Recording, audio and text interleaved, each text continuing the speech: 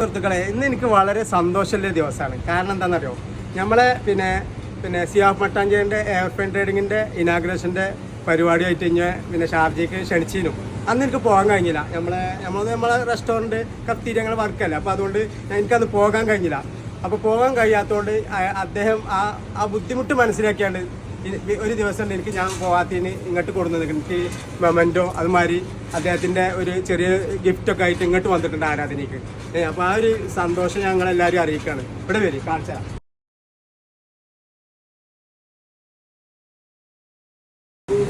ഇത് നമ്മളെ സിയാപ്പാൻ്റെ പുതിയ പാക്കേജ് ആണ് ലൈല. ഇത് ഇത് നമുക്ക് ഗിഫ്റ്റായിട്ട് തന്നതാണ്. ലൈല മജ്നു ചരിത്രത്തിൽ ഇടം നേടിയ പേരാണ്.